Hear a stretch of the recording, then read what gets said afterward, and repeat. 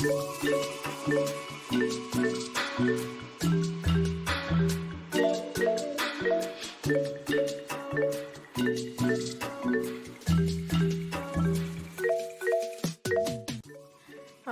warahmatullahi wabarakatuh. Halo teman-teman, kami di sini dari kelompok 2, golongan penyakit non-infeksi, akan memaparkan artikel penelitian farmakoekonomi atau analisis efektivitas biaya. Ada 3 artikel penelitian yang akan kita paparkan, yaitu diantaranya 1. Analisis efektivitas biaya kemoterapi pada pasien kanker payudara di RSPAD Gatot Subroto, Jakarta. Yang kedua yaitu analisis efektivitas biaya penggunaan terapi kombinasi insulin dan OHO pada pasien diabetes mellitus tipe 2 di Rawat Jalan RSUD Wangaya. Dan yang ketiga yaitu analisis efektivitas biaya pengobatan hipertensi berbasis populasi yang dilakukan di Sao Paulo, Brazil. Farmakoekonomi adalah ilmu yang mengukur biaya dan hasil yang diperoleh dibandingkan dengan penggunaan obat dalam perawatan kesehatan. Effectiveness analysis atau analisis efektivitas biaya adalah suatu metode manajemen guna menilai efektivitas dari suatu program atau intervensi dengan membandingkan nilai biaya atau cost dengan outcome yang dihasilkan.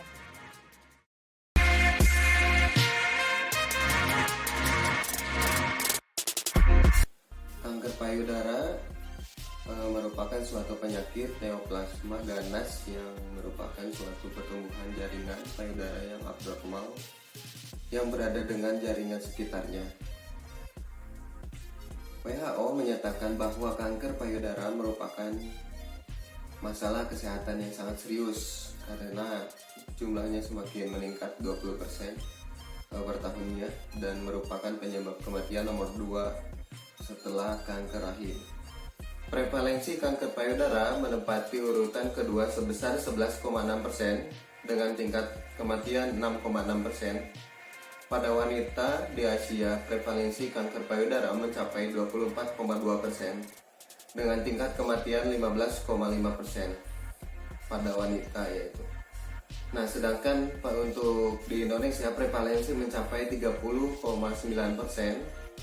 Prevalensi kanker payudara ini tertinggi di Indonesia pada tahun 2013, yaitu di Provinsi DI Yogyakarta mencapai 4,1%. Selanjutnya berada di Provinsi Jawa Tengah dengan 2,1% dan Provinsi Bali dengan persentase 2%. Penata laksanaan kanker payudara dilakukan dengan serangkaian pengobatan yang meliputi pembedahan, kemoterapi, terapi hormon, terapi radiasi, dan terapi imunologi. Penelitian ini merupakan penelitian non-eksperimental dengan hasil perbandingan atau comparative study. Pengambilan data dilakukan secara retrospektif menggunakan data yang berasal dari rekam medik pasien, data keuangan, dan data laboratorium. Penetapan populasi yaitu seluruh pasien kanker payudara yang menggunakan terapi tunggal bondronat dan terapi kombinasi doxorubicin dan paclitaxel di instalasi rawat inap RSPAD Gatot Subroto selama tahun 2017. Penetapan sampel yaitu pasien yang melakukan kemoterapi tunggal bondronat dan kombinasi doxorubicin dan paclitaxel yang memenuhi kriteria inklusi. Teknik sampling yang digunakan yaitu random sampling. Penetapan sampel menggunakan rumus hipotesis for two population means. Karakteristik subjek penelitian yaitu sebagai berikut. Kemudian obat yang dibandingkan dalam jurnal ini yaitu kemoterapi tunggal bondronat dan terapi kombinasi doxorubicin dan paclitaxel. Outcome klinik. Dari hasil perhitungan ASER, penggunaan terapi kombinasi doxorubicin dan paclitaxel memiliki biaya yang lebih minimal, yaitu sebesar 7,9 juta dengan outcome klinik 95,65%, yang lebih efektif dibandingkan dengan terapi tunggal bondronat dengan biaya 11,3 juta dan outcome sebesar 82,61%.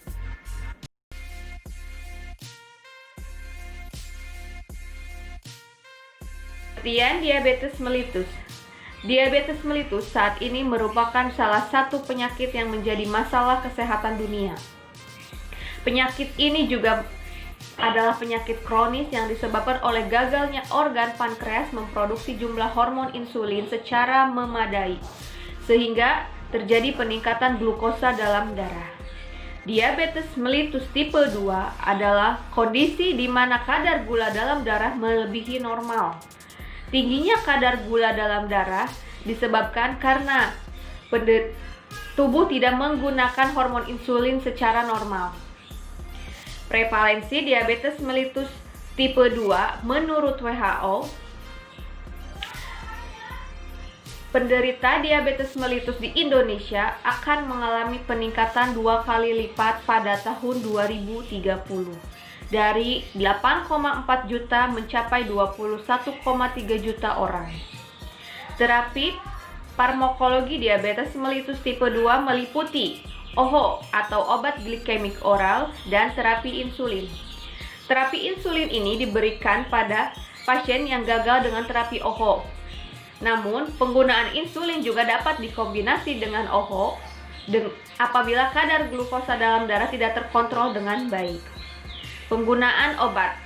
Obat yang digunakan ada kombinasi insulin aspart dengan metformin, sedangkan untuk penggunaan obat OHO yang digunakan adalah metformin dan akarbos.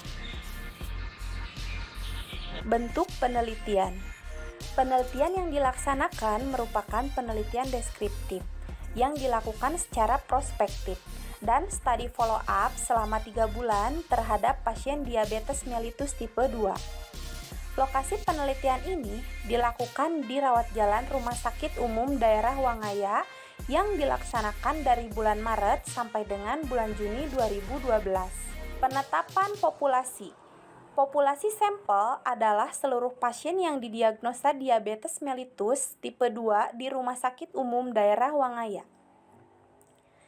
Teknik sampling yang digunakan yaitu dengan demikian total 70 pasien diabetes mellitus tipe 2 yang melakukan rawat jalan di Rumah Sakit Umum Daerah Wangaya yang telah memenuhi kriteria inklusi dan tidak memenuhi kriteria eksklusi. Berikut adalah karakteristik sampel. Obat yang dibandingkan diantaranya adalah pemakaian terapi insulin tunggal dan terapi kombinasi insulin dengan obat hipoglikemik oral seperti metformin dan akarbos. Outcome klinik berdasarkan perhitungan ASER, terapi insulin yang paling efektif adalah kombinasi insulin aspart dan metformin.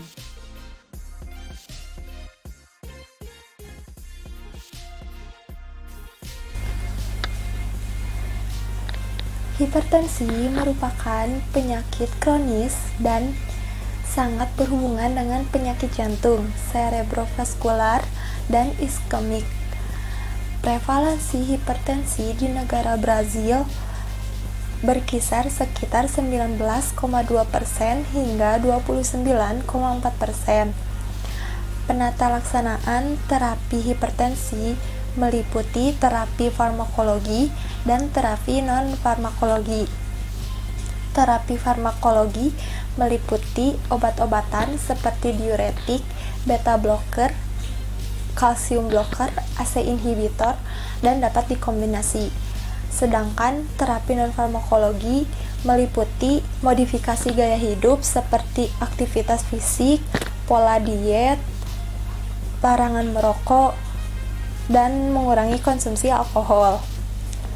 Obat-obatan yang digunakan dalam hipertensi atau dibandingkan dalam hipertensi yaitu meliputi diuretik, beta blocker, kalsium blocker, ACE inhibitor, dan dapat dikombinasi misalnya ACE inhibitor dengan diuretik, diuretik dengan beta blocker, diuretik dengan kalsium blocker, dan lain sebagainya. Bentuk penelitiannya itu studi berbasis populasi dan cross-seksional dilakukan di wilayah metropolitan Pelotas dari Desember tahun 1999 sampai April tahun 2000. Penetapan populasinya di daerah perkotaan Pelotas, Brazil Selatan. Penetapan sampelnya itu peserta dipilih secara acak melalui cluster sampling dari 40 sensus bagian yang ditentukan oleh Institut Brazil Geografi dan Statistik atau IPGE. Di setiap titik awal dari satu blok jalan dipilih rumah pertama secara acak kemudian diidentifikasi. Diikuti pengambilan sampel sistematis 30 rumah berikutnya. Parameter tekanan darah lebih dari 160 per 95 mm Hg atau mengkonsumsi obat antihipertensi. Subjek penelitiannya yaitu individu berusia 20-69 tahun diidentifikasi melalui pengambilan sampel multistage. Parameter outcome, cost efektif berdasarkan ASER untuk diuretik yaitu 119,3 atau 27,4%. Dengan rata-rata biaya tahunan atau annual mean cost 63,84 real Brazil. Untuk beta blocker yaitu 228,5 atau 12% dengan rata-rata biaya tahunan atau annual mean cost 162,24 real Brazil. Dibandingkan dengan ACE inhibitor yaitu 608,5 atau 9,7% dengan rata-rata biaya tahunan 609,60 real Brazil, atau calcium channel blocker yaitu 762 atau 3,9% dengan rata-rata biaya tahunan 316,44 real Brazil. Outcome klinik. Pengobatan hipertensi menggunakan diuretik atau beta blocker lebih hemat biaya dibandingkan pengobatan menggunakan ACE inhibitor dan calcium channel blocker. Dari 3 artikel penelitian yang telah kami sampaikan, maka kami memilih artikel dengan judul Analisis Efektivitas Biaya Kemoterapi pada Pasien Kanker Payudara di RSPAD Gatot Subroto Jakarta untuk dijadikan proposal dan video kami berikutnya. Terima kasih. Teman-teman, terima kasih sudah menonton. Jangan lupa komen, like, dan subscribe.